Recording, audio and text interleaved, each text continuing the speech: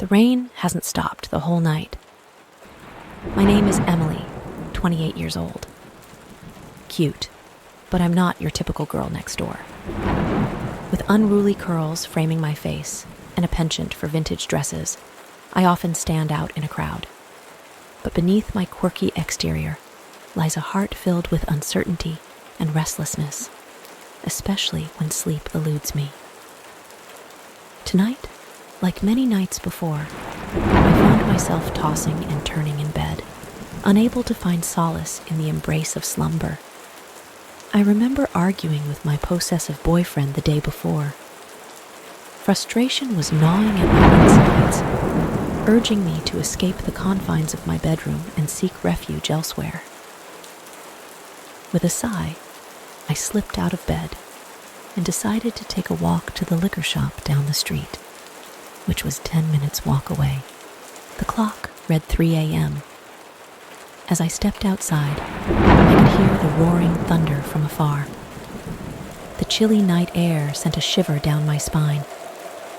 Despite the late hour, the streets were surprisingly quiet, illuminated only by the soft glow of street lamps casting long shadows across the pavement.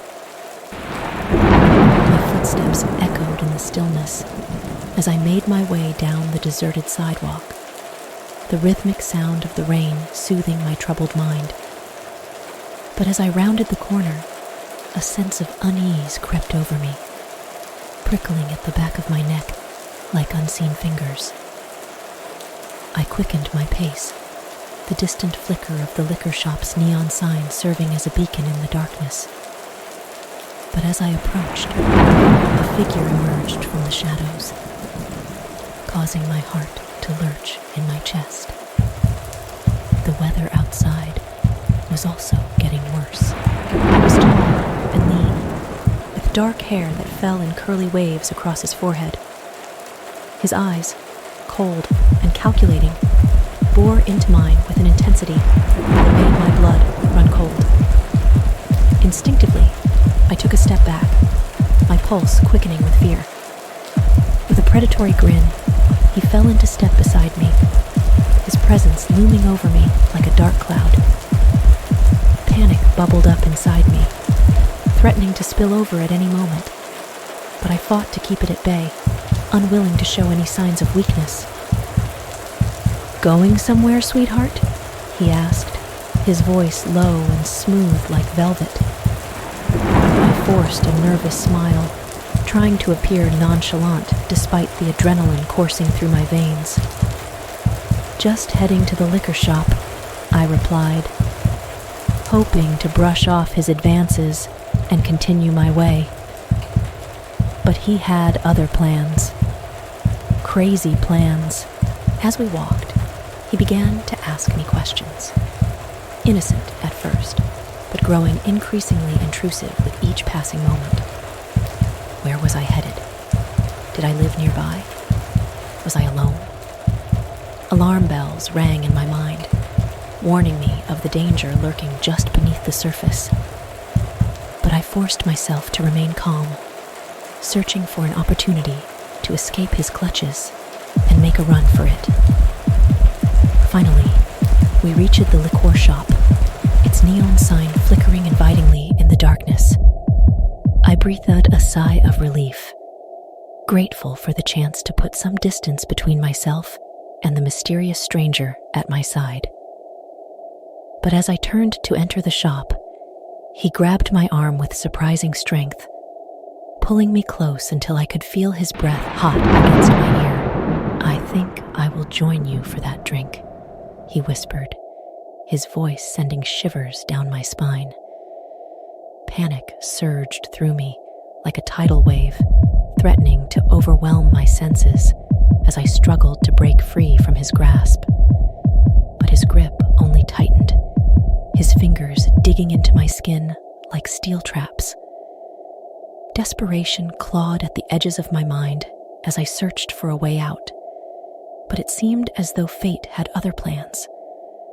With a sinking feeling in the pit of my stomach, I realized that I was completely at his mercy, a pawn in his twisted game. as we stepped into the dimly lit interior of the liquor shop, I couldn't shake the feeling that this night was about to take a turn for the worst. Walking inside the liquor shop, the air was heavy with the scent of alcohol and stale cigarette smoke.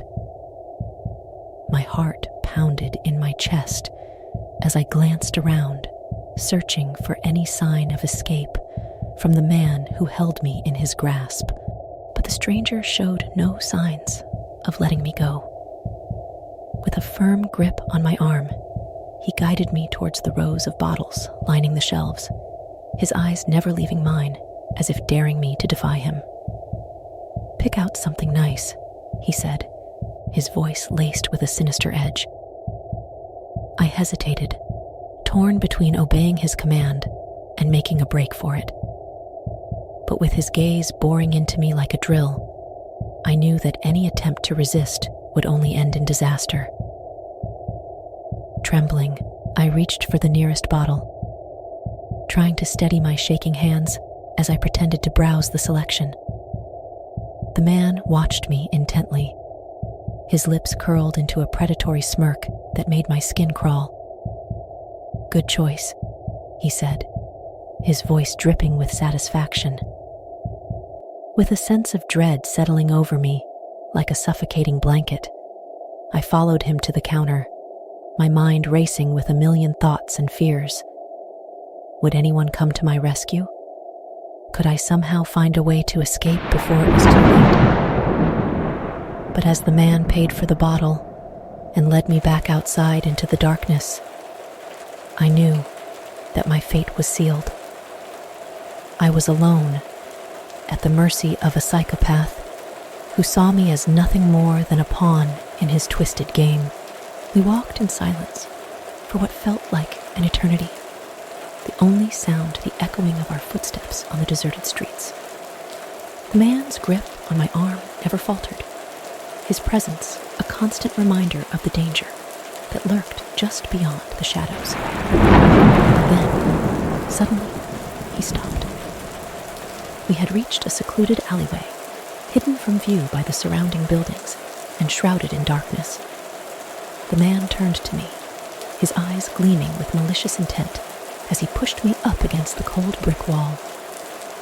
"Time for a little fun," he whispered, his voice sending a chill down my spine.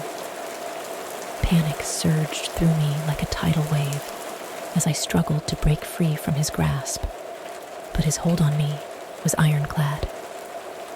With a sinking feeling in the pit of my stomach, I realized that there was no escape. I was completely at his mercy, a helpless victim in his twisted game. And as he moved closer, his breath hot against my skin, I knew that this night would end in bloodshed. But just as all hope seemed lost, a sudden noise echoed through the alleyway. The sound of approaching footsteps, growing louder with each passing moment. The man's grip faltered for just a second, long enough for me to break free and stumble backward, my heart racing with newfound hope. And then, out of the darkness, emerged a figure, a lone figure, cloaked in shadows and wielding a weapon in hand. With a cry of rage, they lunged at the man, driving him back with a force that sent him sprawling to the ground. I watched in shock as the two figures grappled with each other, locked in a vicious struggle for survival. And as the realization dawned on me that I was no longer alone, a sense of relief washed over me like a wave crashing against the shore. With a burst of adrenaline coursing through my veins, I turned and ran, my footsteps echoing off the walls of the alleyway as I fled into the night. Behind me, the sounds of the struggle faded into the distance, swallowed up by the darkness that surrounded us. As I finally reached the safety of home, I knew that I would never forget the horror of that night. The night when a simple walk to the liquor shop turned into a fight for my very life.